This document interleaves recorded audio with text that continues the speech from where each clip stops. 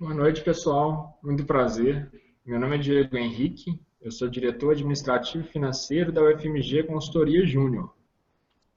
Eu queria agradecer à FEGENG pela oportunidade, né, pela confiança, e a gente vai fazer uma breve apresentação. Eu vou tentar ser bem sucinto, mas falar um pouco sobre a UFMG Consultoria Júnior, planejamento financeiro, controle financeiro, né, com acompanhamento, comitê de investimentos, que é uma iniciativa nossa, e o meu contato, tá? Então vamos lá. A UFMG, a UFMG Consultoria Júnior, ela foi fundada em 92, 48 membros, tá? E ela é composta por cursos de administração, ciências contábeis, ciências econômicas, controladoria e finanças, relações econômicas internacionais. Eu sou graduando de ciências contábeis. Então, pessoal, já falando de planejamento financeiro,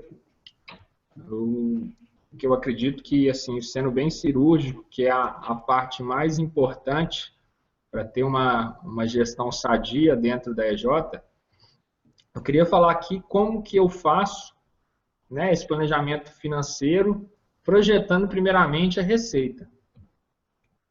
A primeira coisa, quando eu quero verificar, provisionar a receita que eu vou ter no semestre, é validar com o RH o número de consultores que eu vou ter, né? E, consequentemente, a partir do momento que a diretoria de RH me informa o número de consultores daquele semestre, eu faço uma projeção do número de horas disponíveis que eu vou poder vender.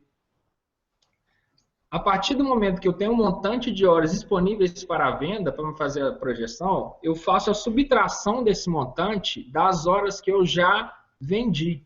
Ou seja, se em dezembro de 2014 eu fechei um projeto com previsão para acabar em março, em janeiro, quando eu vou fazer o meu planejamento financeiro, a minha provisão da receita, eu já sei quanto que eu vou receber daquele projeto, já sei quantas horas das horas disponíveis total ele já vai me tomar. Então eu subtraio essas horas que eu já vendi e fico só com as horas disponíveis para me fazer a projeção.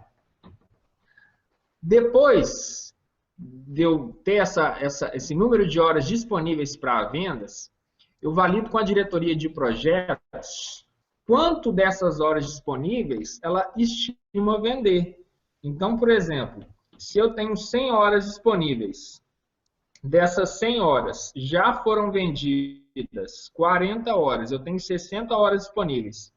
Então, a diretoria de projetos ela vai me falar dessas 60 horas, quanto ela almeja vender, né? Baseado em histórico, experiência, ela pode falar para mim, por exemplo, que dessas 60 horas, ela acredita que ela vai conseguir vender apenas 30, 50% das horas. Então, eu vou fazer um planejamento financeiro, né? Vou fazer o provisionamento da receita em cima dessa expectativa da diretoria de projetos.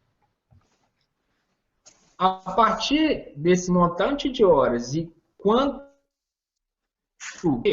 eu vou multiplicar esse valor pelo preço da hora média da EJ, né? Então, por exemplo, se eu vou ter 80 horas que a diretoria de projetos me informou que ela vai vender, eu multiplico pelo preço-valor da hora. Aqui na UCJ, por exemplo, nosso valor da hora é R$13,50. Então, eu faço uma multiplicação e chego no montante da minha receita semestral. Depois, eu somo essa receita que eu estou projetando para garantir com a venda de projetos. Tudo bem? Uma vez que eu tenho a receita total já garantida e aprovisionada, eu faço a inclusão de impostos, né? Uma vez que com a precificação da UCJ, como eu estou fazendo planejamento financeiro aqui, eu quero uma receita líquida. Então, a partir do momento que eu tenho o valor da hora e a minha precificação, ela quando eu repasso isso para o cliente, eu incluo os impostos após esse 13,50, ou seja, eu vou vender essa hora mais cara, por exemplo, a R$15, para quanto descontado os impostos, eu receber 13,50 líquido. Então, eu faço essa inclusão de impostos para me fazer o provisionamento da minha receita. Após a inclusão desses impostos, eu provisiono alguma inadimplência, né? Porque eu sei que nem tudo que eu vender eu vou conseguir receber. Então, eu chego no valor razoável da minha receita. Uma vez estipulado um valor da minha receita médio, eu acho bacana a gente estressar esses valores. Então, uma vez que a diretoria de projetos almeja vender 80 horas, eu faço uma simulação se ela conseguir vender mais que 80 horas, por exemplo, se ela vender 90 horas. Por outro lado, também eu faço uma análise, uma projeção de um cenário pessimista, se ela vender menos de 80 horas. Então, por exemplo, dessas 80 horas, se ela vender 60 horas, então eu faço um planejamento contando com essa variação de cenários, para me dar mais segurança. Então, só um exemplo aqui. Eu coloquei um print da minha planilha, que eu faço essa conta, né? Esse cálculo. Então, vocês podem ver, em janeiro, fevereiro, março, abril, maio, junho, o número de horas que eu tenho disponíveis, eu subtraio as horas já vendidas, faço alguns cálculos, né? Incluo os impostos, e no final de janeiro, vocês podem ver que eu estou provisionando uma receita líquida de R$ 10.962. Eu faço isso para todo o semestre, né? E chega um montante que eu vou trabalhar e a partir disso eu estresso esse valor também, variando em cada cenário. Se a diretoria de projetos conseguir vender mais projetos do que o esperado ou menos projetos que o esperado. Uma vez projetada a minha receita, eu vou fazer o que eu acho bacana, o que facilita muito o meu trabalho. Eu segmento os gastos por célula, né? Por diretoria, diretoria de marketing, diretoria de projetos, presidência. Então, eu faço, ele compete a cada célula orçar aquele tipo de gasto que ela planeja executar no semestre. Ela vai fazer um orçamento no Oceano Azul, ou seja, tudo que ela quiser executar, a um primeiro momento, nesse orçamento, ela pode apresentar para a diretoria administrativa e financeira, que futuramente a gente vai validar. Depois que as diretorias fazem esse orçamento, eu começo a classificar esses gastos para facilitar o meu trabalho depois, em despesa, custo, investimento e em níveis de prioridade. Por quê? Porque se futuramente a minha receita diminuir, eu sei qual gasto eu posso cortar, né? Sem perder muito tempo, facilita muito o meu trabalho. Depois, uma vez recebido esse orçamento, classificado todas as contas, eu valido ou com essa célula ou com o conselho, né? Quais gastos de fato serão executados e conforme esses cenários que eu provisionei no meu planejamento financeiro na projeção de receita. Ou seja, se eu trabalhar no cenário pessimista, onde eu ter uma receita inferior, né, a planetário normal, eu vou saber quais gastos eu vou executar, quais gastos eu não vou executar. Então, eu faço essa classificação conforme os cenários. Ou seja, em janeiro, eu já sei tudo que eu vou executar conforme a minha oscilação de receita. Depois que eu sei o que é mais prioritário, né, o que eu vou executar em cada cenário, em que esses gastos serão executados para me otimizar o fluxo de caixa sempre positivo, deixar de sempre positivo, ou seja, eu vou diluir esses gastos ao longo dos meses do meu semestre para me conseguir executar sem que eu tenha um fluxo de caixa negativo. Depois, né, a gente faz a validação de todas essas contas desse planejamento financeiro com a estratégia da empresa, ver se está tudo de acordo. Então, coloquei aqui um exemplo de orçamento, eu peguei a célula de marketing, o que eles me mandaram, né, nesse orçamento, que eles pretendiam executar. Então, vocês podem ver que esse é o cenário moderado, eu cortei alguns gastos. Onde está de vermelho, significa que esse gasto, nesse atual cenário, ele não vai ser executado. Por outro lado, eu diluí esses gastos, né, conforme vocês podem ver, em janeiro, fevereiro, março, abril, para quê? Para que o meu fluxo de caixa fique sempre positivo. No final, eu executo alguns meses mais gastos do que a minha receita, mas vocês podem acompanhar nessa setinha verde aí embaixo o meu fluxo de caixa acumulado, que ele sempre vai ficar positivo. Tudo bem? Então, se eu estou provisionando que eu vou executar mais gastos que a minha receita do mês, não tem problema, desde que o meu fluxo de caixa daquele mês suporte, tá?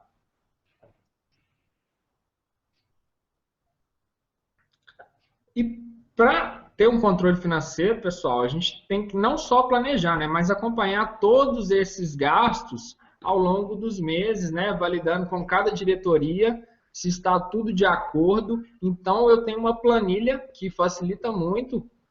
Essa é uma planilha, eu tirei um print também desse dashboard de junho.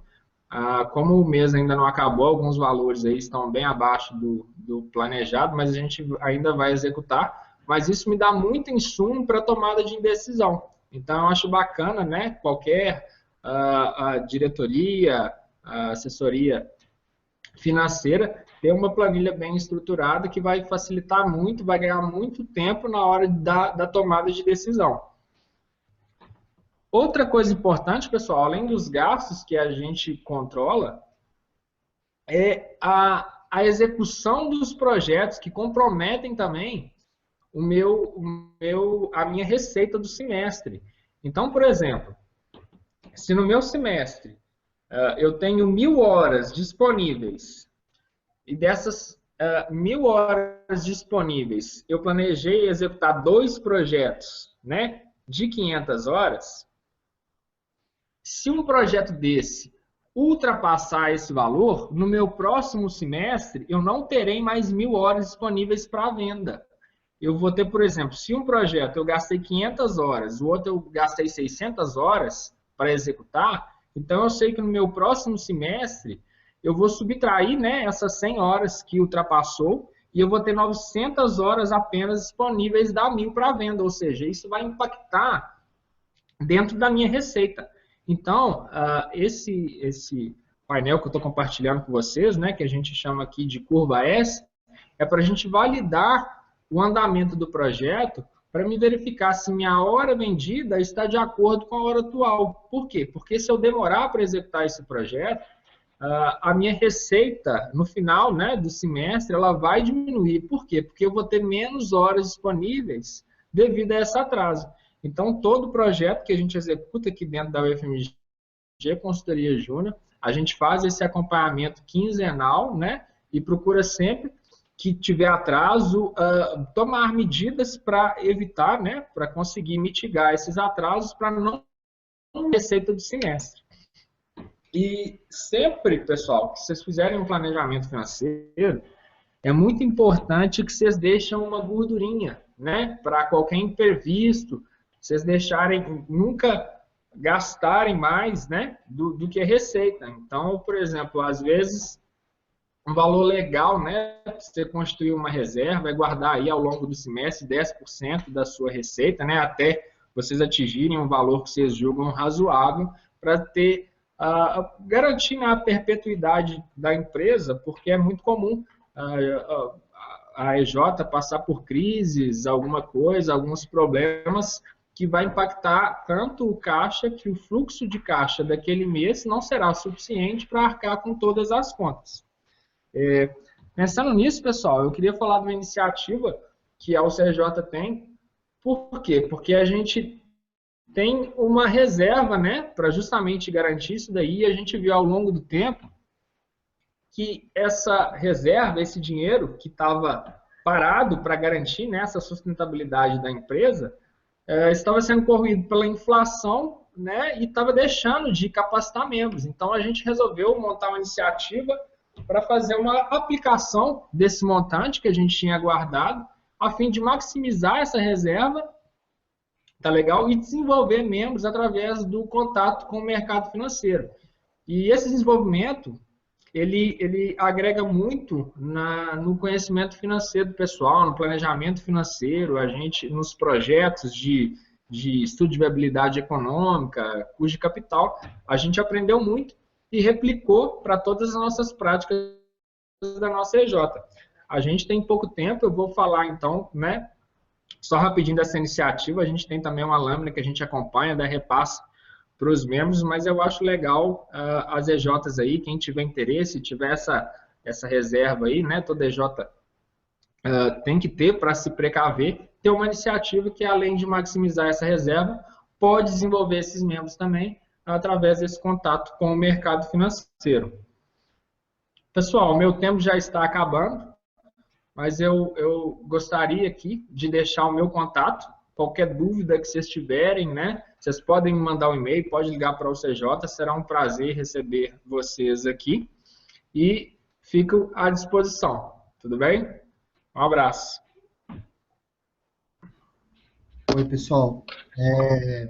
Caso vocês tiverem dúvidas, vocês podem ou comentar direto no link do vídeo, ou acessar no canto esquerdo da tela de vocês um símbolo amarelo. Lá você vai participar da conversa com a gente e vai poder mandar sua pergunta. Para ficar bem mais fácil, a partir de agora nós vamos responder duas perguntas sobre financeiro, antes da gente passar para o tema jurídico e depois administrativo. Então, cada tema vai ter duas perguntas que vocês podem já começar a mandar. E depois a gente abre um bate-papo geral para que cada um possa tirar também as suas dúvidas. Vale lembrar também que as dúvidas que não foram solucionadas na hora, nós vamos enviar um e-mail para todos os palestrantes e eles vão poder abrir um link de contato direto com vocês.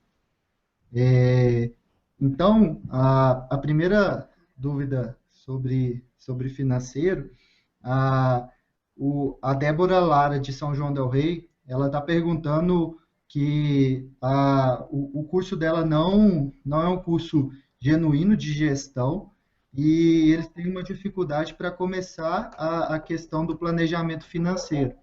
Então, se você tem uma dica de uma metodologia que a gente possa fazer para elaborar esse planejamento financeiro. Tá. Obrigado pela pergunta. Eu vou voltar aqui no planejamento financeiro. Só um instantinho.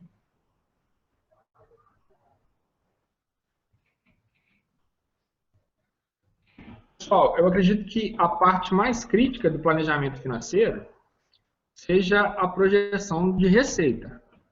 Correto? Então, Débora, desculpa, como eu mencionei, o bacana de você fazer é você primeiro mensurar os insumos, né, essas horas disponíveis que você tem para venda ao longo do semestre. Então, por exemplo, vamos supor, só para fazer uma conta rápida aqui, que a EJ de você, a sua EJ, ela tem 10 membros e esses membros trabalham 2 horas por dia. E vamos colocar aí em torno de 20 dias úteis. Então, você tem 400 horas que você podem vender, né, para gerar receita da sua empresa. Então, conforme eu mencionei, avaliando o histórico, né, a experiência do diretor de projetos, de gestões passadas, você pode fazer uma projeção, uma simulação de quanto dessas horas você acredita que ele vai conseguir vender. Então, por exemplo, se dessas 400 horas disponíveis, o diretor de projetos, né, o responsável, ele falar que, baseado no histórico, ele consegue vender metade dessas horas, então dessas 400 horas ele vai vender 200 horas.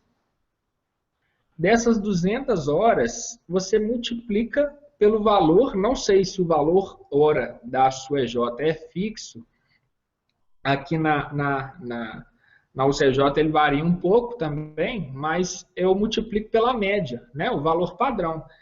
Então, por exemplo, imagina que o preço da sua hora seja R$ 10. Então, dessas 200 horas que você vai vender, vezes o valor, você tem R$ 2.000 de receita. Desses R$ 2.000 de receita, você pode colocar, né, o ISS por fora, né, que é o imposto que você vai pagar, ou por dentro. O que significa colocar por dentro ou por fora, digamos assim? É basicamente quem que vai arcar com esse imposto, se é a EJ ou se é o cliente. Então, uma vez, se você está projetando R$ 2.000 de receita líquida, você tem que vender essas 2.000 horas em receita por R$ 2.105, para quando descontar esses impostos, você receber R$ 2.000 líquido. Ou, se você vendeu emitindo nota com R$ 2.000, quando a receita que vai entrar de fato no seu caixa vai ser R$ 1.900. Então, é essa receita que você deve fazer o planejamento financeiro. Então, essa é de forma simples, né? Como que você pode chegar na receita dos meses, né, e fazer a projeção aí para o semestre.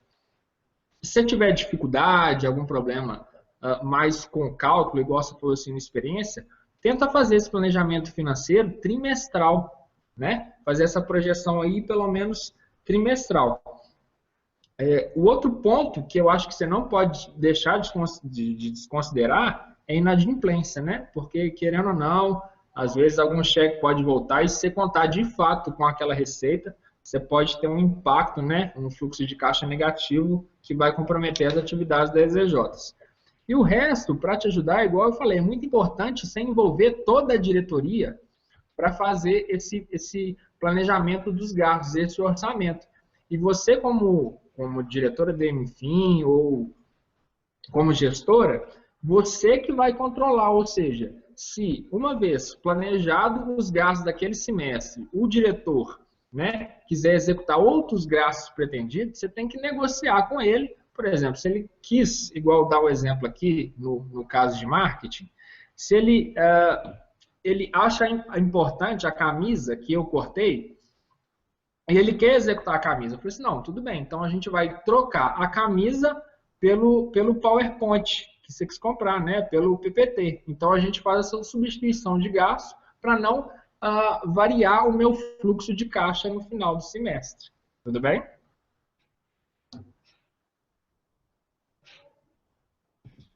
Perfeito.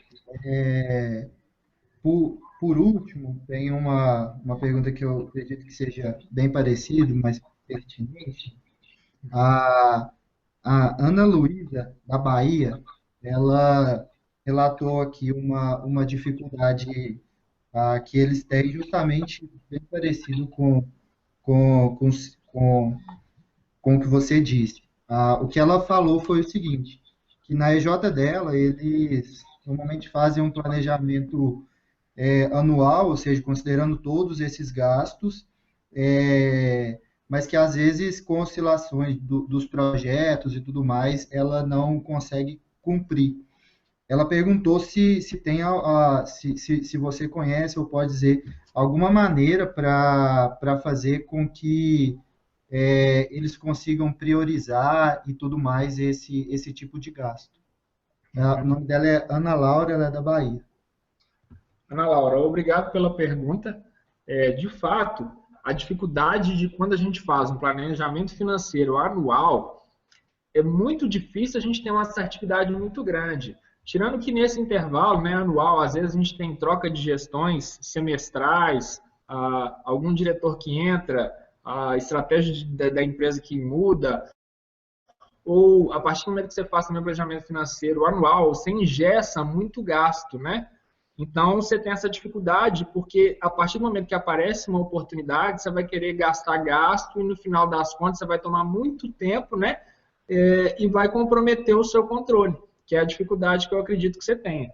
Então, o primeiro ponto que eu acho que você tem que realizar é passar esse planejamento para semestral, né? Eu sei que toma um pouquinho de tempo no início do semestre, mas eu acredito também que esse tempo que vai tomar de vocês vai ser economizado aí em dobro no final do controle.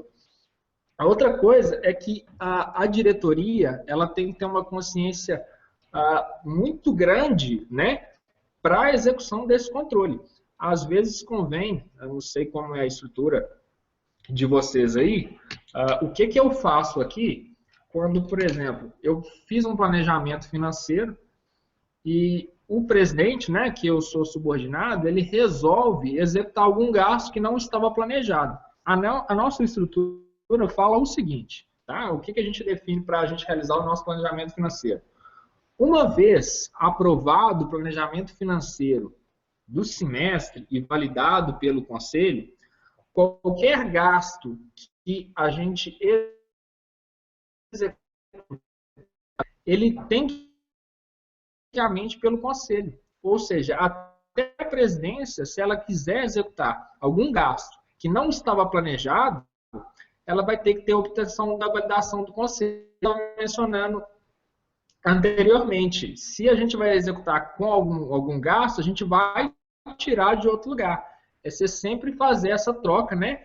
Igual eu falei, classificar em níveis de prioridade, que vai ajudar muito na sua gestão e vai ter essa tomada de decisão mais rápido, conforme, igual eu falei, né, na oscilação do cenário, recebeu mais, recebeu menos, inadimplência, você já sabe onde cortar. Tá? Mas meu e-mail, né, é financeiro@ucj.com.br. Vocês podem me mandar alguma mais relato. Nosso tempo aqui é breve, que eu vou assim que possível dou essa assessoria aí para vocês no que eu puder ajudar. Perfeito, Diego. Em nome de toda a FEGENG, a gente gostaria de agradecer você, tanto quanto ao CJ. Acho que, para finalizar, só conta para a gente o que é um setor financeiro de sucesso, na sua concepção. Setor financeiro de sucesso é o que todo mundo almeja, né? Mas eu acredito que, assim, o setor financeiro de sucesso é aquele que toda empresa, né, participa, toda empresa colabora para que a gente consiga executar, né, todo mundo caminhar junto, porque envolve desde o membro, né, desde o consultor que está executando, o planejamento lá em dia, não está atrasando para não comprometer a nossa receita, até o conselho, o presidente que está realizando a nossa estratégia para todo mundo caminhar junto. Então, o planejamento financeiro de sucesso, eu acredito que é um empenho de toda a empresa para a gente conseguir realizar, né, conforme o nosso planejado, porque a partir do momento que a gente planeja e executa, eu acredito que a gente tem sucesso e está conseguindo a assertividade. Beleza? Perfeito, muito obrigado. Agora nós vamos falar sobre o setor jurídico, então eu convido a Camila, da Colute, para falar para a gente. Camila, com você. Ei, pessoal, tudo bem? Bom, prazer, meu nome é Camila, eu sou gerente de projetos na Colute Consultoria Jurídica Júnior, empresa júnior de direito da UFJF. Bom, eu vou dar seguimento nesse treinamento e hoje eu decidi falar especialmente sobre os contratos de prestação de serviço. Escolhi falar deles justamente por ser uma atividade comum às EJs. Então, é um contrato que vai servir a todos nós e eu espero que hoje eu consiga dar algumas dicas aqui que vão ser úteis a vocês aí na prestação do serviço de vocês. Primeiro, eu queria lembrá-los, né, do projeto de lei que tramita hoje está hoje na Câmara dos nossos deputados, que é o projeto de lei que fala sobre as EJs, fala sobre regulamenta o funcionamento das EJs. Eu queria lembrá-los disso porque tende a nossa atividade a ficar mais em evidência, em voga. Então, aumentar a nossa prestação de serviço, procurar a nossa demanda aumentar. E aí eu acho que é essencial, então, nesse momento, a gente está bem capacitado, a gente pensar estrategicamente e estarmos preparados para essa demanda que vem por aí. Uma das formas mais expressivas de prevenir problemas, posso dizer para vocês que são os contratos. Os contratos, eles surgem exatamente nessa ansiedade por segurança. Porque antigamente as formas verbais e até mesmo violentas, elas não traziam a segurança que era necessária ao aspecto negocial. Então, as pessoas procuraram uma forma de dar segurança aos seus negócios.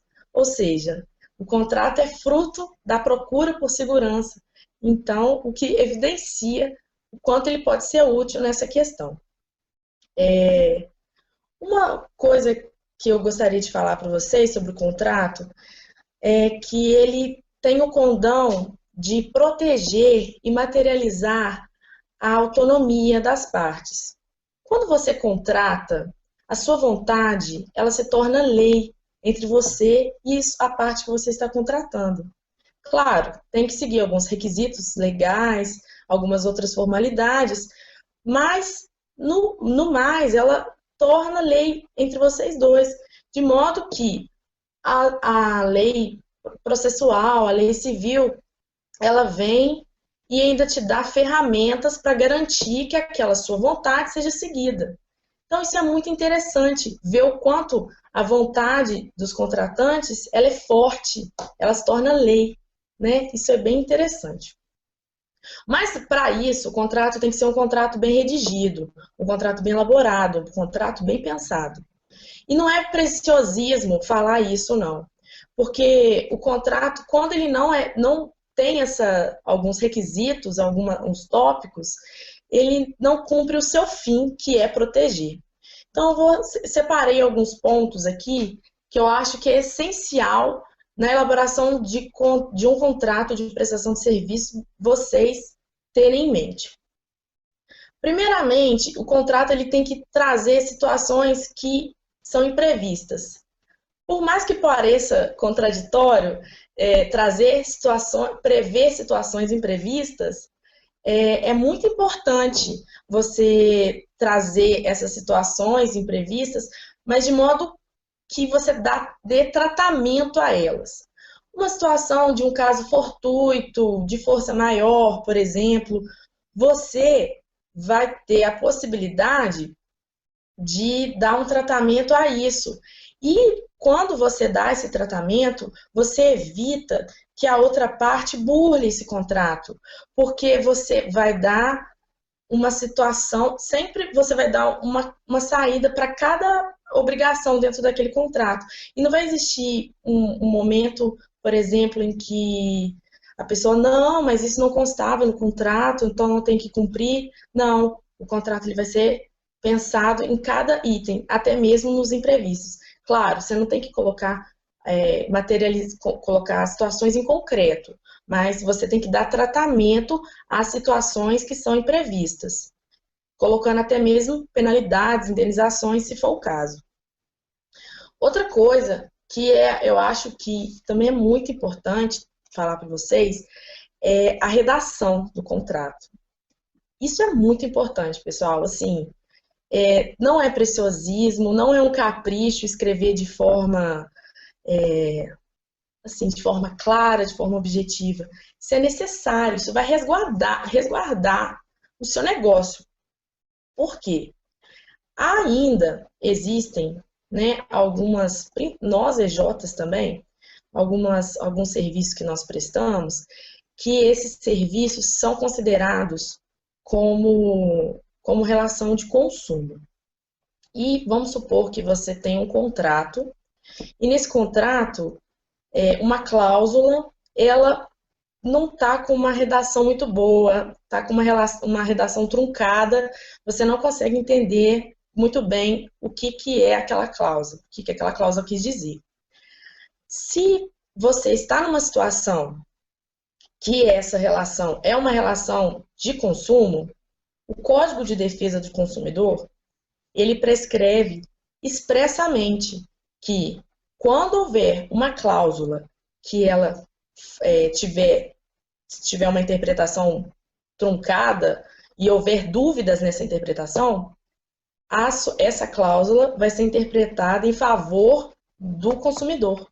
Ou seja, às vezes você elabora um contrato e pensa que aquele contrato é o seu contrato, a cláusula que vai garantir aquele contrato, o lucro para você, a vantagem para você, mas aí, por uma tecnia, essa cláusula fica um pouco turva e ninguém entende e você perde essa cláusula. Então, isso pode acontecer. Então, é bem interessante ler, reler, é um pouco desgastante, mas tem que ser assim, porque a certeza das cláusulas, as cláusulas têm que ser cirúrgicas, elas têm que ser objetivas, para não gerar problemas de interpretação.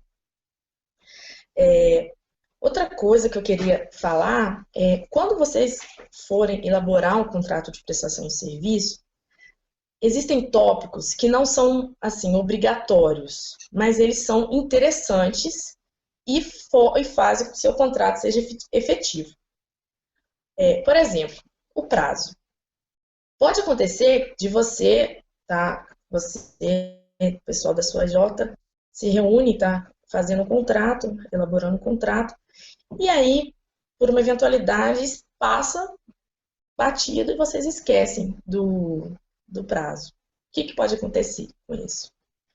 Bom, tem um artigo no Código Civil que ele fala que o contrato de prestação de serviço, ele só, no máximo, 4 anos.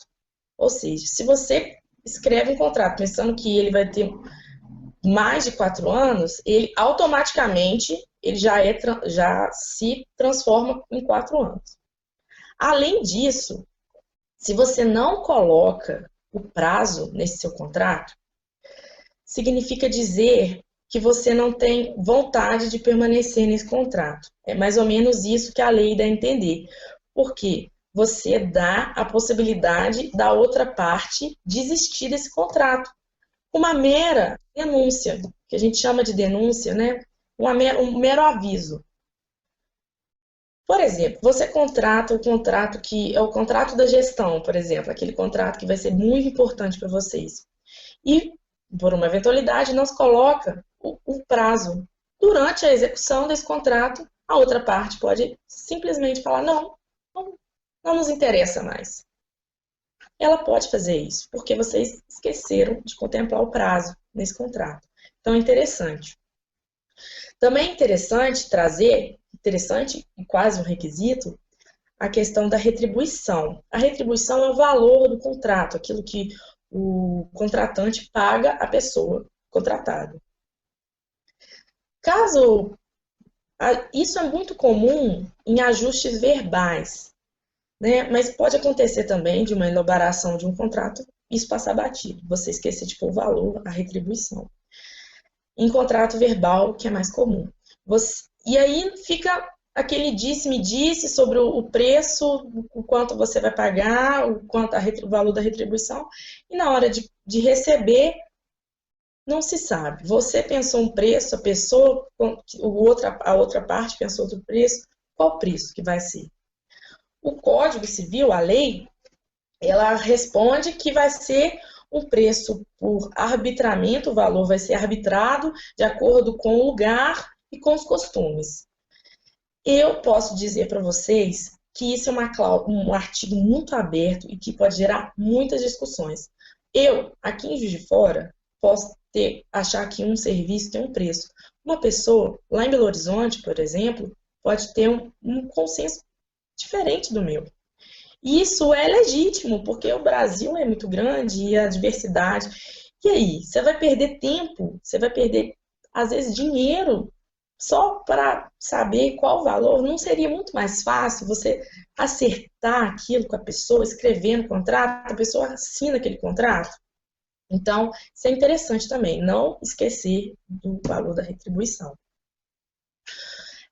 Outro ponto também que é interessante, que a gente verifica sobre a terceirização. É comum no âmbito negocial os contratantes terceirizarem o serviço.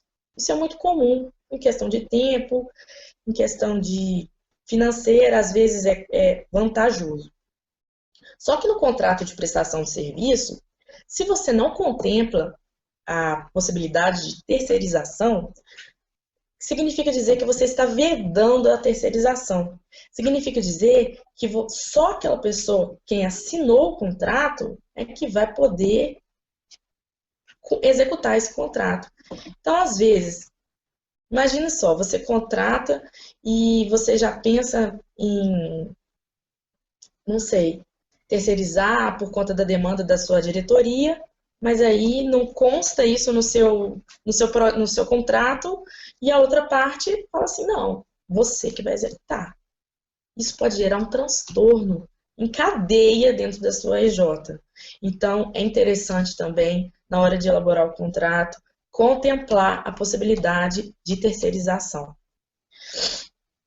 Quando vocês tiverem, quando surgir a necessidade de elaborar um contrato, é muito importante que o objeto desse contrato esteja claro.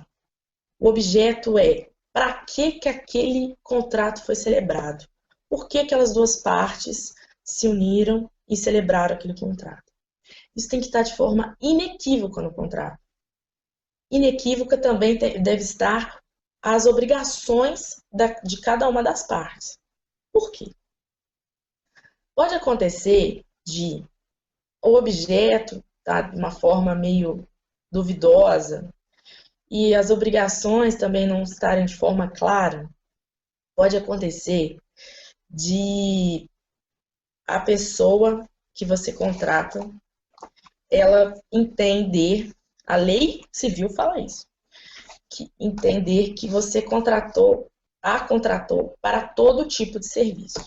Que você, por mais que você tenha pensado que você esteja contratando para um fim próprio, um fim, já tem um fim, se esse contrato não contempla esse fim, pode acontecer da outra parte interpretar, ou mesmo o contrato ser interpretado como um todo, que aquela parte foi contratada para qualquer e todo tipo de serviço. E esse todo tipo de serviço vai ser limitado às suas condições físicas e à sua força. É uma coisa muito geral e muito abstrata, mas trazendo para o plano fático, é a mesma coisa que você contratar, por exemplo, um serviço que seja de manutenção para a sua EJ, uma pintura. Você não coloca no contrato o objeto, a pintura de todas as paredes da EJ, por exemplo. Aí, você não colocou a pessoa que foi, o pintor, pega e fala, aí você olha e tem uma parede que não está pintada. E você fala assim, não, mas aquela parede era para ser pintada. Ele fala, não, mas aquela eu não consigo pintar. São as condições dele. É lógico que é um exemplo muito esdrúxulo, mas eu quis trazer para vocês, só para vocês vislumbrarem que quando você não coloca o objeto claro, você está limitando o objeto às forças e às condições físicas do prestador. E imagina só, isso no ambiente negocial, isso pode trazer muito risco, isso pode ser muito arriscado. Isso não é bom num ambiente negocial. Vocês, empreendedores, podem também me afirmar isso. Então, eu acho que é interessante a gente pensar, né, sobre esse contrato, como que a gente vai elaborar. Além disso, o contrato, quando vocês forem elaborar um contrato, pensem nos deveres satélites. Mas o que é dever satélite, né? O dever satélite, os deveres satélites são aqueles contratos que não é o objeto do contrato, né? Por exemplo, pintar a parede, mas são deveres que caminham junto com esse dever principal. São deveres que fazem com que esse contrato torne-se efetivo. Um exemplo, dever de sigilo, o dever de prestar contas, são deveres que vão caminhando ali junto com o dever principal, mas que tem seu valor, que além de mesmo não sendo o principal, ele tem seu valor e ele garante a efetividade desse contrato. Então, na elaboração do contrato, é interessante também contemplar esses deveres satélites. E, por fim, eu queria falar com vocês sobre um dos aspectos que eu particularmente acho mais interessante no contrato. No contrato de prestação de serviço e isso em vários outros contratos, que é a situação em que o contrato de prestação de serviço sendo assinado por duas testemunhas, pessoal, isso é muito importante. O contrato tem que ser assinado por testemunha. Não é um preciosismo, é uma necessidade. Por quê? Quando ele é assinado por duas testemunhas, e lógico, sendo um contrato bem redigido, bem pensado, bem elaborado, ele vai ser um título executivo extrajudicial. Mas o que é isso, né? De uma forma bem básica, que significa dizer que esse contrato é um documento que, caso surja algum problema judicial, que você tem que cobrar alguém, ou que você tenha que o contrato não esteja, alguma situação em que o contrato não esteja sendo cumprido, você chega no judiciário com esse documento, o contrato, fala assim, juiz, olha só, eu tenho esse direito aqui, e a outra parte não está cumprindo. Você pode fazer o favor de pedir para ele cumprir? Pedir não, executar. Ele vai mandar ele fazer. E se não fizer, e ainda vai ter a questão das indenizações, de penalidades, que vão estar embutidas nesse contrato também. Ou seja, o juiz vai forçar o cumprimento desse contrato, seja forçando a execução do objeto do contrato, ou seja, pagando esse contrato. Então, quando você tem esse contrato devidamente formalizado, assinado por duas testemunhas, você, ao invés de entrar no judiciário para saber que tem um contrato, que dentro desse contrato tem uma cláusula, que dentro dessa cláusula tem um dever, que foi lesa. Não, pula essa parte, você já vai para a parte final, você já vai para a parte em que você executa esse contrato, que é a parte do cumprimento do contrato, né? A parte que todos querem chegar no processo. E aí a gente estima que você vai eliminar pelo menos de 1 a 2 anos de processo, um desgaste que você evita, né? Então, pessoal, o mais importante disso tudo é pensar que o contrato, ele é exatamente uma forma de prevenir problemas. Além do seu aspecto gerencial, né, que fica muito mais fácil de você controlar os serviços que estão sendo prestados e o serviço que você está prestando, ele te dá essa segurança, ele previne os problemas. É uma coisa muito comum, nós brasileiros somos imediatistas, então a gente não pensa no futuro, nós não temos essa consciência, né, de pensar no futuro. E nós, do movimento, nós estamos aí para tentar mudar esse panorama, né? Então eu acho que começar a pensar na prevenção de problemas, principalmente jurídicos, é uma forma de mudar essa situação. Além do mais, eu acho, né, gosto de dizer que os contratos, eles não têm que ser fonte de prejuízo, eles têm que ser uma fonte de segurança e principalmente de consolidação empresarial. Espero, sinceramente, que eu tenha passado algumas dicas para vocês. Eu vou estar disponível também para tirar algumas dúvidas e, se precisar, nós da Colut estamos sempre abertos para todas as EJs disponíveis a ajudar sempre. Muito obrigado, Camila. A gente vai fazer o mesmo modelo, fazer 2 perguntas agora e no final, qualquer coisa, nós voltamos, porque já tem mais de 3 perguntas. Então, a primeira pergunta é da Marina, do Rio Grande do Sul. Ela perguntou se todo contrato ele deve ser registrado, qual que normalmente é esse processo, incluindo, por exemplo, o termo de voluntariado das EJs. Olha, você não precisa registrar um contrato, não. É lógico que quando você registra um contrato, você tem mais segurança ainda, porque ele se torna um instrumento público. Mas, por exemplo, um caso de uma prestação de serviço, você não precisa, é um instrumento particular mesmo, mas que, seguindo essa formalidade que eu falei, da questão da assinatura de 2 testemunhas, ele se torna um instrumento processual mesmo. Agora, se você quiser registrar, lógico, é muito interessante. O problema é que registrar documento é um pouco caro, né? Então, assim, as pessoas não registram, mas nada impede, dá mais segurança ainda ao negócio, porque torna esse negócio público. É comum a gente ver a questão do registro em contrato de compra e venda, porque se você não registra esse contrato, que é a escritura pública, se você não registra esse contrato, você não transfere a propriedade. Então, acho que a gente tem esse pensamento do registro em virtude do contrato de compra e venda de imóvel, porque é o registro do contrato de compra e venda de imóvel que transfere a propriedade desse imóvel. Então, mas são situações diferentes. O contrato negocial, ele não precisa ser, não, ele vem justamente nesse anseio aí de simplificar, né? Então, não é necessário mesmo. Agora, eu não entendi se ela perguntou se no contrato deve constar o termo de voluntariado? Não, não, ela perguntou se no termo de voluntariado que o MEG normalmente assina, é, a- ele também deve ser registrado. Mas eu acho que você Não, considerou bem, assim, falando de geral. é. Perfeito. É importante que tenha, né? Que as EJs tenham o termo de voluntariado.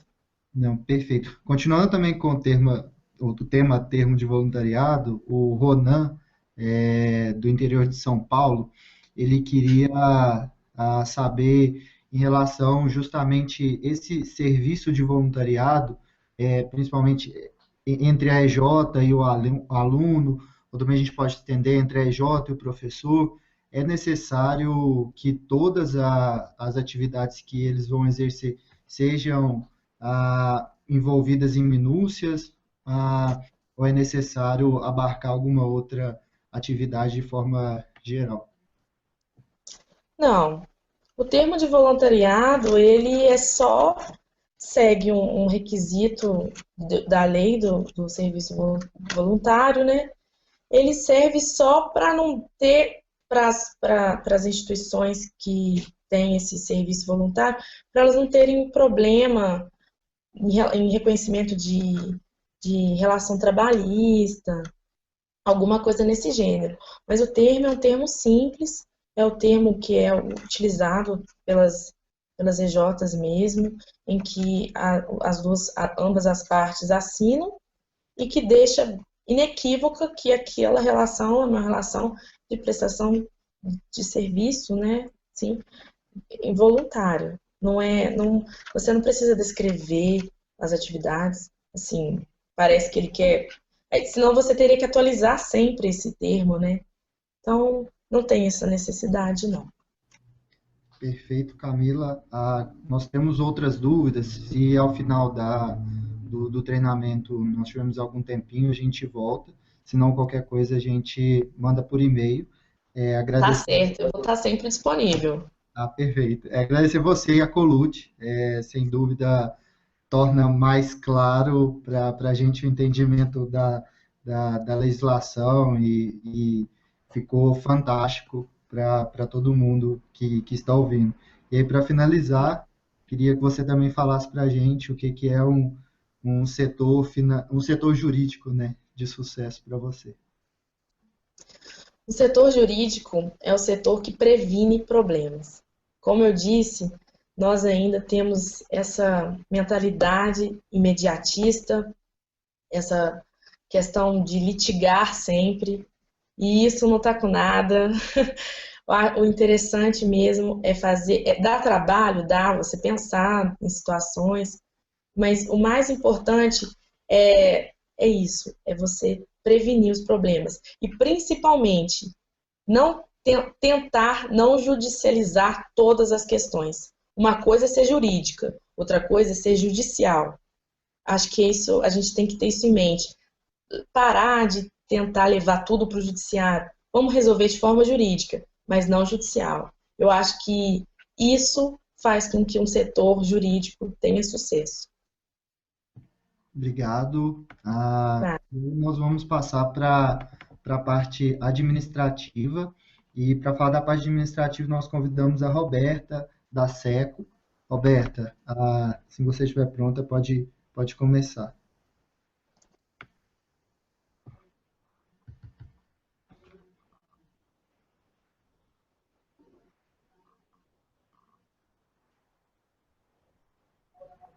Roberta, pode começar.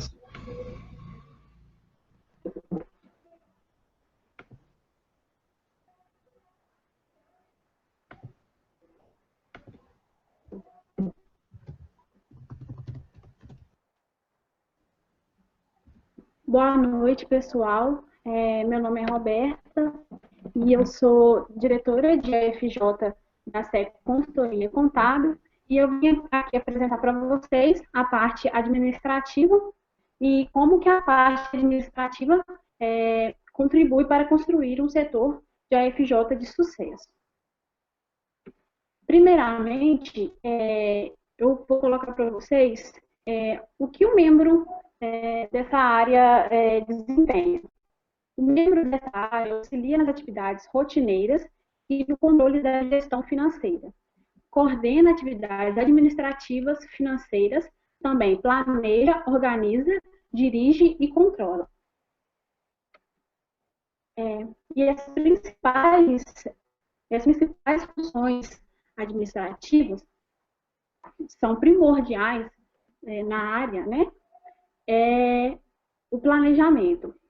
O que é o planejamento? O planejamento é vocês planejarem, pensarem em metas, objetivos que vocês querem atingir com o tempo, né? Depois vem a parte de organizar. A organização é a função administrativa de congregar os diversos recursos e fatores necessários para a execução dos planos após seu estabelecimento. Depois que vocês estabelecerem os planos, os objetivos e metas que vocês querem atingir, o que vocês têm que fazer? Organizar a empresa, organizar no geral mesmo.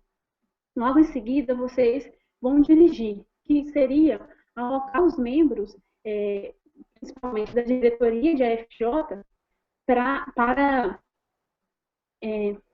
que vocês consigam atingir essas metas, para fazer as funções para que vocês consigam atingir essas metas e controlar. Depois de atingido essas metas, vocês têm que manter o controle para que essas metas sejam cada vez mais melhoradas, né, com o passar do tempo. Então, vocês têm que fazer um controle dessas metas que vocês alcançaram. Aí, então, eu subdividi nessas funções. Na empresa, o que a gente pode notar, né, na parte administrativa, quais que são essas funções que a gente desempenha. Então, todas as funções e ao decorrer da apresentação, eu vou detalhar um pouco para vocês como que a gente faz na SECO, como a gente observa em algumas empresas e tudo mais. Aí, a parte de organização de documentos. A gente faz a organização dos documentos utilizando pastas físicas. Nessas pastas físicas, a gente coloca o nome de cada diretoria, né? E cada diretoria é responsável por organizar, deixar organizada essa pasta. E também, nós, principalmente da diretoria de AFJ, nós digitalizamos os principais documentos e colocamos uma pasta específica no Dropbox. Eu acredito que a maioria de vocês conheçam essa ferramenta. E o que a gente nota de dificuldade em algumas empresas é a falta de organização. A falta de organização dos membros que não selecionam os documentos mais importantes para a empresa, os mais relevantes, né? Aí depois vem a outra função, que é controle e envio de documentos. Nesta parte, no controle e envio de documentos, uma ferramenta que ajuda muito a SECO é a planilha de práticas jurídicas, que foi feita pela PEGENG e também o nosso núcleo, né, o núcleo que a SECO faz parte, que é a SEMPRE, também elaborou uma planilha de práticas jurídicas para que a gente consiga controlar e ver o tempo de validade, quais documentos que precisam, tipo, para participar das premiações que essas instâncias nos oferecem. E nessa planilha tem os prazos, os documentos, onde a gente consegue. Então, essa planilha foi uma ferramenta que contribuiu muito, contribui, né, muito para o setor e no controle também nesses documentos. Aí as dificuldades que a gente percebe nas empresas, elas têm dificuldade nessas datas, de datas e prazos, né? Porém, muitas vezes, elas têm essa dificuldade pelo não planejamento e controle desses prazos. Por quê? Como eu disse, se a empresa planejar tudo direitinho, vamos um exemplo, tem o selo EJ, geralmente acontece sempre no começo do ano. Então, o que a empresa, o setor de AFJ, tem que ficar atento a essas datas, aos documentos, aos prazos de validade. Então, como já tem uma data meio que prevista, as empresas têm que se organizar e planejar, já verem e ir controlando esses documentos no decorrer do tempo. E a planilha ajuda muito, muito mesmo, e tem ajudado muito a SECO a controlar mesmo essa parte, né? E o envio de documentos também é responsável pela parte administrativa. Aí depois tem a parte de controle e pagamentos de contas. O que a gente faz? Coloca em ordem de vencimento, né? As que vencem primeiro, né? E a gente já vai reservando esse dinheiro, porque como na SECO, a gente tem um projeto que é contínuo e a gente precisa pagar alguns dos nossos fornecedores, então a gente já sabe o valor, então a gente reserva esse dinheiro, né? E efetua os pagamentos. Controle e recebimento da empresa. Na SECO, a gente controla esses recebimentos através do Zero Paper. Acredito também que muitas empresas juniores conhecem essa ferramenta. É uma ferramenta online, grátis, que é um programa que a gente lança as receitas, despesas fixas e variáveis que a empresa teve, e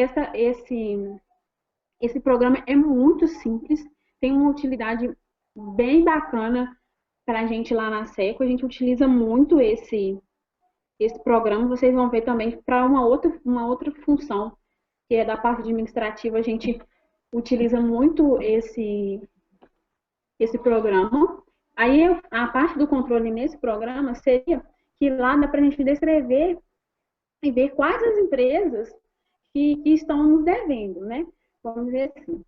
E a gente também tem uma planilha, porque, como eu disse, a SECO tem um projeto que é contínuo, que a gente faz a contabilidade de empresas juniores e associações. Então, esse projeto é contínuo. Então, a gente recebe todo mês. Então, a gente tem essa planilha que também é muito fácil. A gente só atualiza ela, né, à medida que as empresas vão nos pagando, a gente vai dando, vamos dizer, baixa, né, na dívida delas, né? E uma dificuldade que a gente encontra nesses recebimentos é o pagamento de clientes. Para amenizar isso, a gente vem com cláusulas no contrato de multa, né? Que acredito que a maioria das empresas também tem uma cláusula de multa para atraso de pagamento.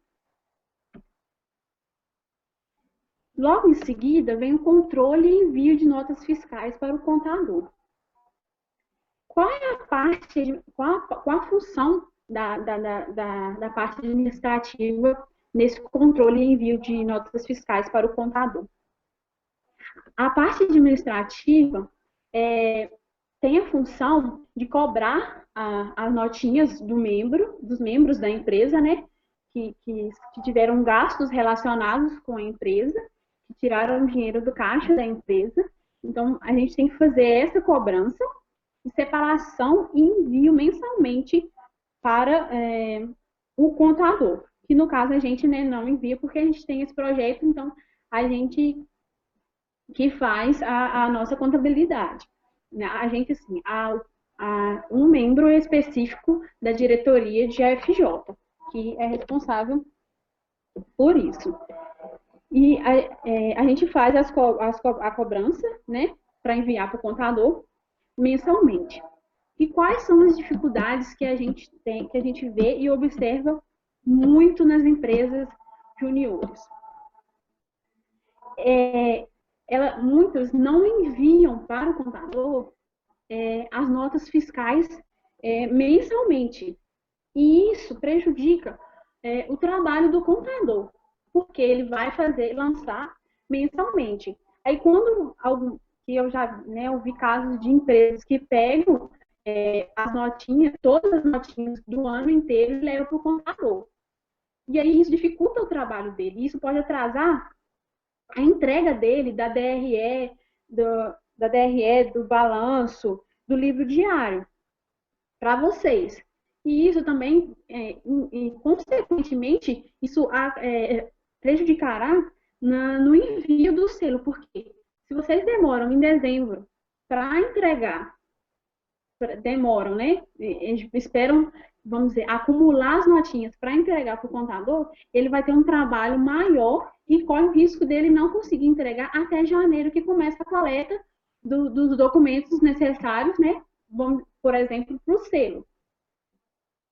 Então, isso prejudica muito o contador. E também a gente percebe também um desconhecimento do membro que está de alguns membros, né?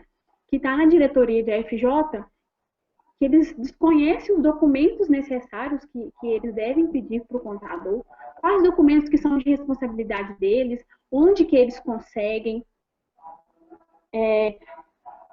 quais documentos são exigidos pela Receita, o que eles têm que entregar para a Receita, porque a gente tem que estar regularizado perante a sociedade, principalmente, que a sociedade são os nossos clientes, então você tem que passar uma boa imagem para a sociedade em relação da sua regularização.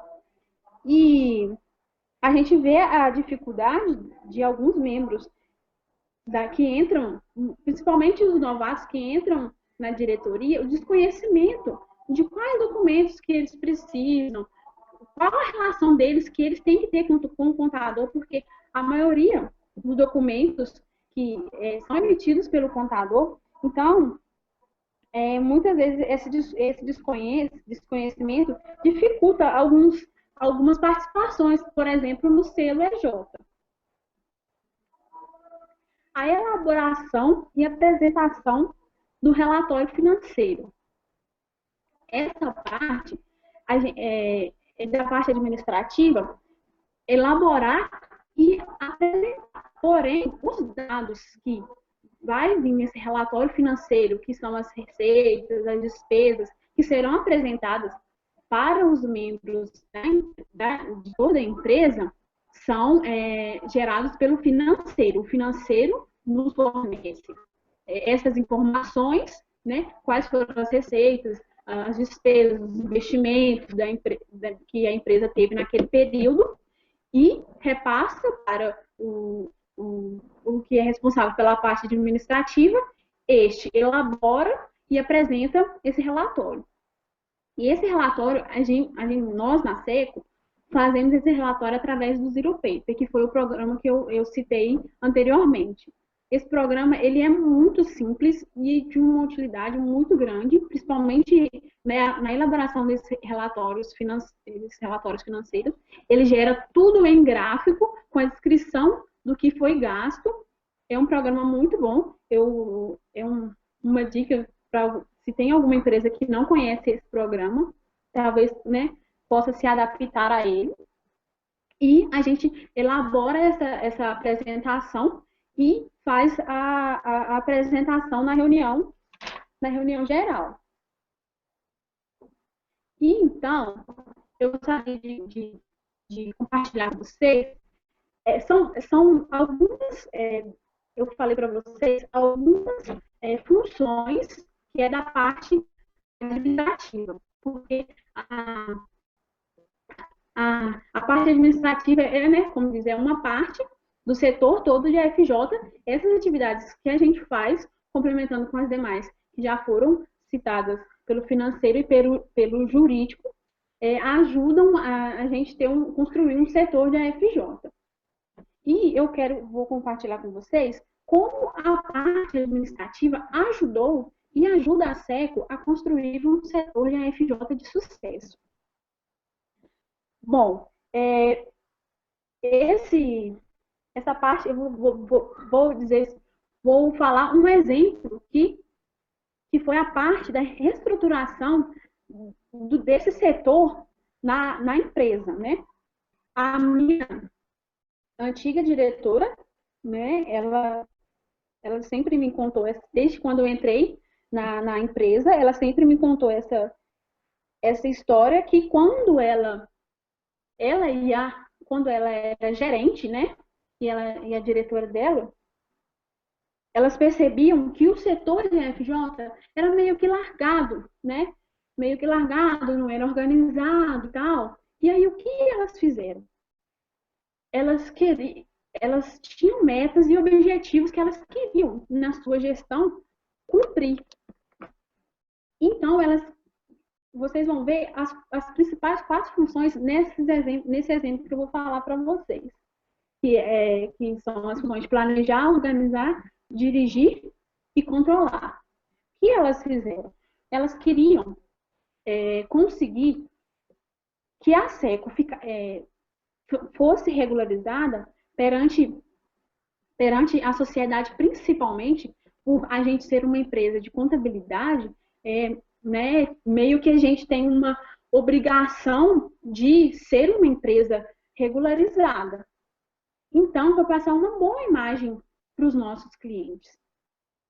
E no nosso núcleo, que é a CENP, tem uma premiação que é o selo CENP. E a empresa que tiver 100% regularizada ganha um selo diamante. E nessa época que a minha antiga diretora fazia parte da empresa, não tinha a SECO não tinha esse selo diamante. Então, o que eles fizeram? Planejaram, viram as metas que queriam, que não era somente essa da premiação, que queriam manter a empresa regularizada perante a sociedade. Aí vem, consequentemente, né, as premiações, esse selo, e também a federação da SECO, que ocorreu no ano passado. E eu estava presente. Então, eram objetivos que a nossa empresa queria alcançar. Então, o que a gente fez? Planejou, viu as metas e os objetivos que a gente queria atingir, e começamos a organizar internamente a nossa empresa. Começamos a organizar internamente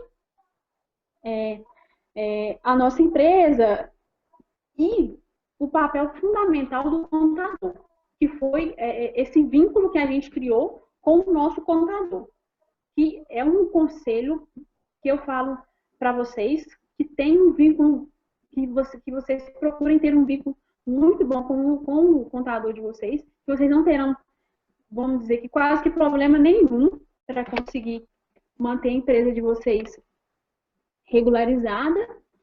E foi esse vínculo com o contador que a gente criou, né?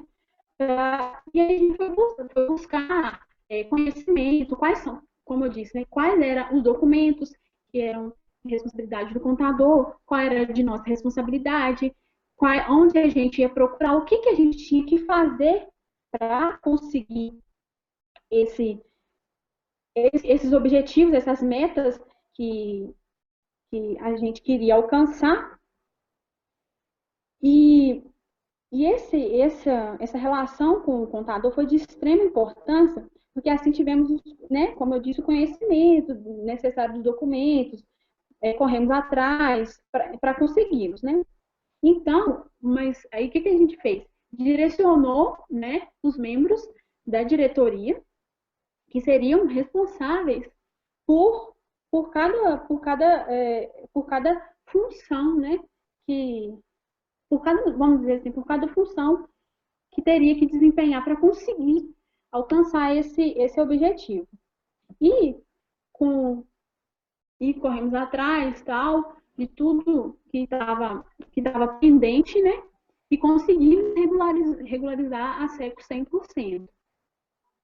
E hoje em dia, a SECO é regularizada. E como que a gente faz? A gente controla isso. Vocês não pode deixar tem que ter uma cogestão, não pode deixar isso perder. Porque senão volta tudo de novo, a empresa desregulariza. Então vocês têm que fazer essas 3 funções, essas 4 funções principais, que é planejar, organizar, dirigir e controlar, que vocês vão conseguir ter um setor de AFJ de sucesso. Bom, pessoal, é isso que eu tinha para falar com vocês. E qualquer dúvida, tem o e-mail da diretoria, o meu telefone, vocês podem entrar em contato. E qualquer dúvida em relação à apresentação, vocês podem perguntar, que eu vou tentar da melhor maneira possível sanar essas dúvidas de vocês. Muito obrigada. Oi, pessoal. Então, enquanto a gente faz as perguntas para a Roberta, nós não temos tempo para fazer muitas perguntas, igual está chegando, mas vale lembrar que a gente repassa a pergunta para os palestrantes, ou até mesmo os próprios palestrantes deixam sempre os contatos, são muito solícitos para conversar com vocês. É muito interessante também vocês tentarem acessar o link que está no canto esquerdo de vocês. E é um link para pergunta, e então fica muito mais fácil vocês interagir com a gente. Também tem os próprios comentários que nós podemos... vocês podem fazer e conversar diretamente com a gente. Tá certo? Então, nós vamos fazer a primeira pergunta para a Roberta. Vou fazer a pergunta aqui para a Roberta. Aí, Roberta, você responde para a gente, por favor? O Anderson de Brasília está perguntando. Roberta, quais os principais processos assim, que rodam sempre na parte administrativa? O que mais roda aí? Você responde para a gente, por favor?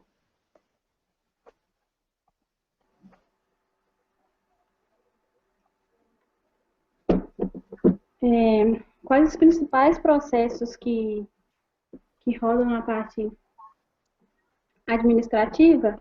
Eu fiquei um pouco na dúvida em quais processos que você queria saber. Não, o que ele perguntou foi se tem algum processo que é constante, sabe? Que todo ano a parte administrativa tem que estar fazendo, sabe? Um processo que...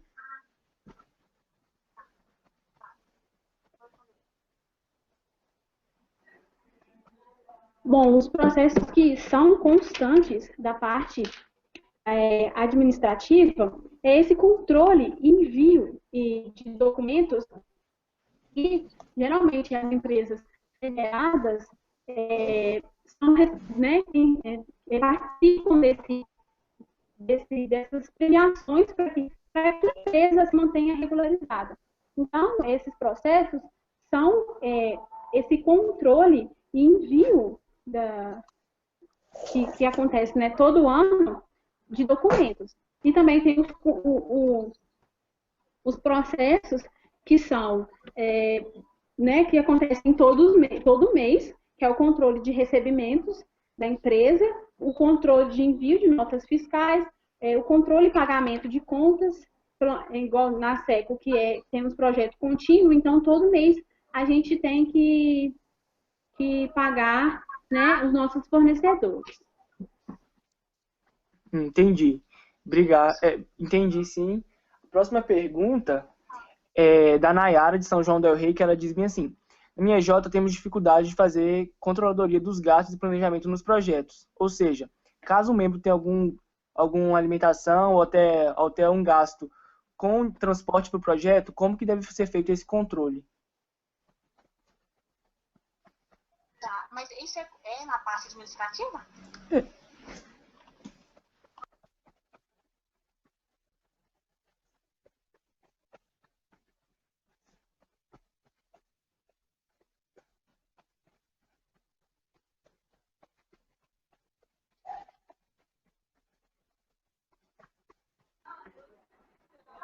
Como que, respondendo a resposta da Nayara, como que são feitos esses gastos, né, com projetos, com alimentação? Então, esse controle a gente já tem meio que, vamos dizer, com alimentação, a gente não faz muito. Então, a gente faz um planejamento, como eu disse, um planejamento desses gastos. Por quê? Com a alimentação, a SECO tem, vamos dizer, quando tem RP que a gente auxilia o conselheiro da empresa. Então, a gente já meio que prevê esses gastos, né? Então, a gente já coloca, já meio que está no orçamento da empresa, né? E com gastos com projetos, quando o pessoal de projetos vai fazer a proposta, eles já vêm, né, já fazem a proposta para o cliente, então eles já têm também, e a gente também coloca, dependendo do projeto que a gente for fazer, a gente também já sabe o quanto que a gente vai gastar, a gente já tem meio que planejado o quanto que a gente vai gastar. Mas aí, quando o pessoal de projetos vai passar a proposta para o cliente, então ele já vai fazer a descrição toda do que o cliente quer, como que quer, onde que vai ocorrer o projeto e tudo mais. Então, a gente já tem essa margem, né? A gente coloca uma margem nos projetos e depois, se caso, né, a gente coloca essa margem e a gente supõe que esses gastos com projetos já estejam nesse orçamento e a gente faz o controle, se caso passar ou, né, passar do que a gente tinha orçado, a gente também já acrescenta. Mas geralmente quando o projeto já vai fazer a proposta para o cliente, ela já vem já com a DMFIM para fazer. Aí vem conversar com a gente de DMFIM para colocar a especificação, então eles já têm mais ou menos o que eles vão gastar com esse projeto. Então a gente já consegue fazer uma precificação. Tá certo, Roberta. Sim. A gente vai fazer mais uma pergunta para você, e do Pedro, e aí tem uma pergunta já geral mesmo, e aí a gente volta para a pergunta da Camila. Tá? A pergunta do Pedro, de Ouro Preto, ele falou assim: vi que o setor administrativo é uma área que liga o setor jurídico e financeiro. Você, como diretora FJ da sua EJ, quais as principais ações que você realiza no decorrer do ano, assim, já que você tem que ligar tudo? Bom, Pedro, as principais funções que você colocou muito bem, que o setor administrativo liga com os setores jurídico e financeiro. É uma diretoria que essas três áreas têm que estar ligada. E você me perguntou como que a diretoria de FJ, da sua EJ, quais as principais ações que vocês realizam no decorrer do ano. Para te falar, eu fui eleita diretora ontem, né? Então não tenho muito tempo de direção, tenho tempo de gerência, né? Mas eu vi as principais ações que a minha minha diretora desempenhava, e eu falar para você as principais ações que a gente que a diretora, né, realiza no decorrer do ano, a gente meio que não distingue as atividades do diretor com o gerente, porque a gente procura, mesmo que seja função da diretora, a gente procura que o gerente esteja a par do que está acontecendo, para que, caso haja um imprevisto e o diretor falte, né, o gerente consiga assumir. Então, as principais ações que eu vi, né, com a minha diretora foi que ela estava mais na área, igual eu disse, desculpa, ela estava mais naquelas 4 funções que eu falei para vocês. Ela fazia mais a parte de dirigir, né? E principalmente planejar as metas que a gente, na diretoria e um bem comum da empresa, queria atingir. Então, eu vi que no decorrer do ano, ela que ficava responsável pelo envio desses documentos, ela que é responsável para ter essa relação com o contador, né? Mas no caso, a gente que faz a nossa contabilidade, então ela é responsável por fazer a contabilidade da empresa, ela é responsável por enviar esses documentos, né, e prestar transparência para a instância e os órgãos regulativos. Ela fazia todas as funções de planejamento, né? Planejamento. Na tomada de decisão, geralmente era ela que tomava as decisões, mas em comum com a diretoria num todo, como um planejamento financeiro, um orçamento. Então, ela ia aqui, sentava com a gente e explicava, olha, a tal diretoria fez esse orçamento, então a gente pode liberar isso e não pode liberar isso. Por quê? Porque a gente tem metas e objetivos a alcançar. Se a gente liberar isso, não vai dar para a gente fazer o que a gente quer. Então, ela, nessas 4 funções, ela fazia principalmente a de planejar e a de dirigir.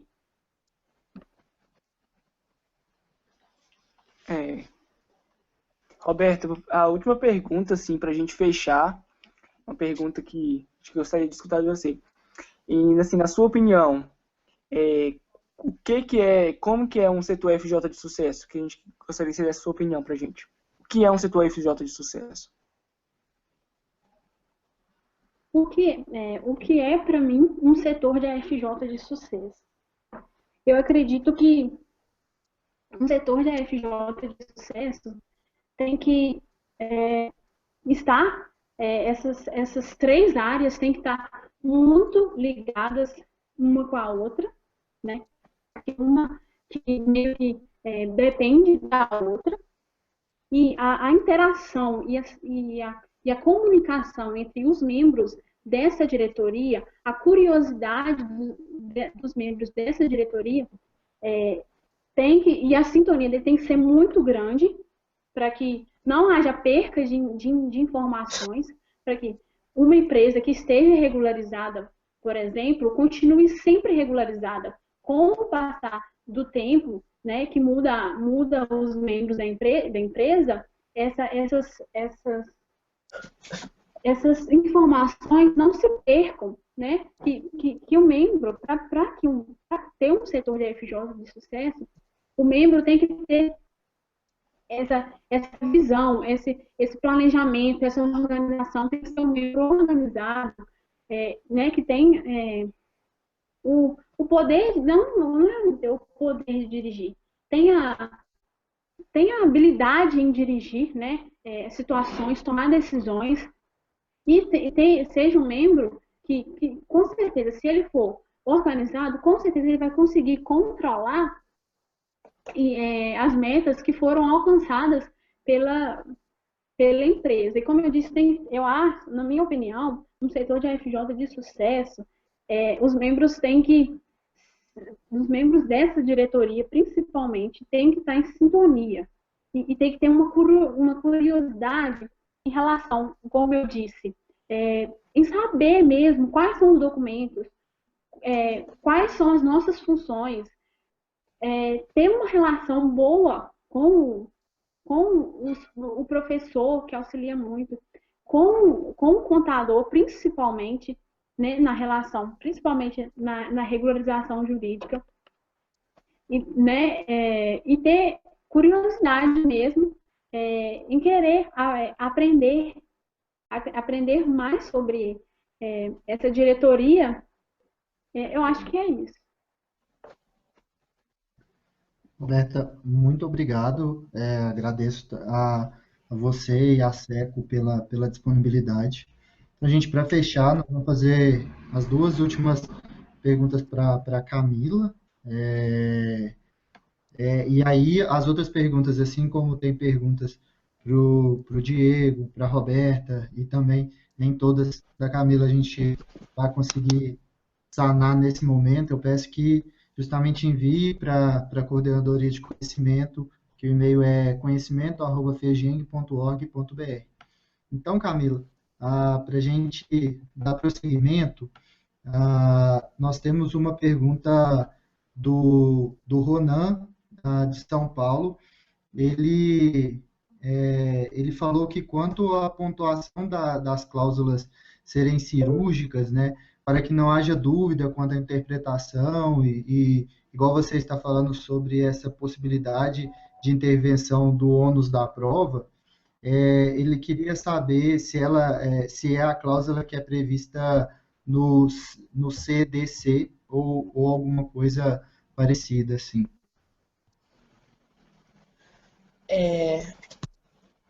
Então, a questão, quando eu disse, vou ligar aqui meu vídeo. Quando eu falei sobre a questão das cláusulas serem cirúrgicas, eu quis dizer sobre a precisão que essas cláusulas devem ter. A questão do ônus da prova é um direito que o Código do Consumidor contempla ao consumidor. Só que isso é um direito que, por mais que seja um material, é uma questão mais processual. Só em caso em que houver a verossimilhança da questão alegada, ou também for difícil a obtenção de provas, aí sim o juiz, né, isso aí já é um aspecto processual, já judicial, em que o juiz tem a possibilidade de inverter esse ônus da prova. Agora, quando eu disse que as cláusulas têm que ser cirúrgicas, eu quis dizer que elas devem contemplar toda a situação que envolve aquela situação, todas as nuances que envolvem aquela situação fática. Por quê? Pode acontecer dessa cláusula ser interpretada de maneira diferente quando houver uma relação de consumo.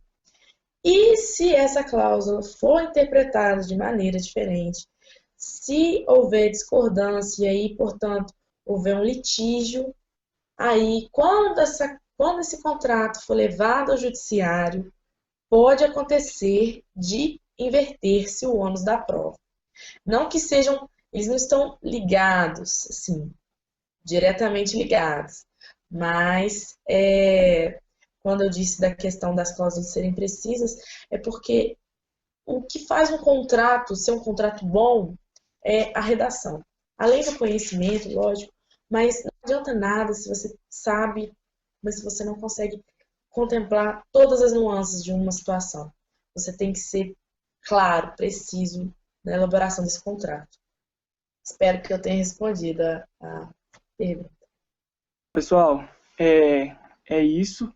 Te agradece a participação de todos vocês.